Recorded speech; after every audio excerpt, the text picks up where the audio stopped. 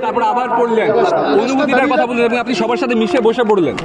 গীতা শুধুমাত্র হিন্দুদের ধর্মগ্রন্থ নয়, গীতা একটি বিজ্ঞান। গীতা যত পড়বেন, গীতা থেকে যত গ্রহণ করবেন, ততই পরিপূর্ণ মানুষ হতে পারবেন। গীতা একটি বিজ্ঞান, আন্তর্জাতিক বিজ্ঞান। আমি 23-এও অংশগ্রহণ করেছিলাম, আজকেও অংশগ্রহণ করলাম। তাছাড়া আমি সাত্বিক পরিবার থেকে আসি। আমার শালগ্রাম, শিলা, তুলসী, গীতা, রামায়ণ, মহাভারত, বেদ, উপনিষদ এগুলো পড়তে হয়, জানতে হয়। কিছুটা আমরা ত্রুটিযুক্ত মানুষ, কিছুটা শেখার চেষ্টা করি। শুভেন্দুদা, তৃণমূল কংগ্রেস তারা বলছে এটাও নাকি রাজনীতির একটা অংশ। গীতা পাঠের মধ্যেও নাকি বিজেপির রাজনীতি আছে, এটা তাদের বক্তব্য। আয়োজকরা তো বলেছিলেন যে মুখ্যমন্ত্রীকে আমন্ত্রণ করেছেন। মুখ্যমন্ত্রী না এসে প্রমাণ করলেন তিনি প্রকৃত হিন্দু নন।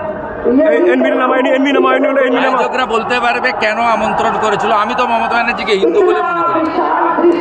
আমি তো উনার সঙ্গে কাজ করেছি এবং উনাকে পরিত্যাগ করেছি, হিন্দু বাড়ির ছেলে হিসাবে পরিত্যাগ করেছি।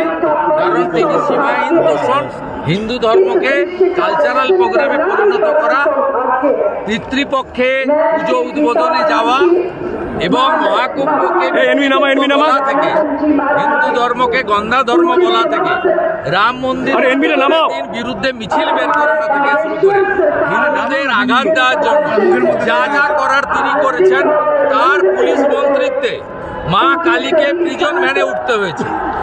আয়োজকরা ডেকেছিলেন, কেন ডেকেছিলেন আয়োজকরা বলতে পারবেন। আমি মনে করি মমতা ব্যানার্জি হিন্দু নন, হিন্দু রীতিনীতি শাস্ত্র বিরোধী। তিনি রেড রোডে ঈদে আসেন, হুমায়ুনকে আটকালেন না।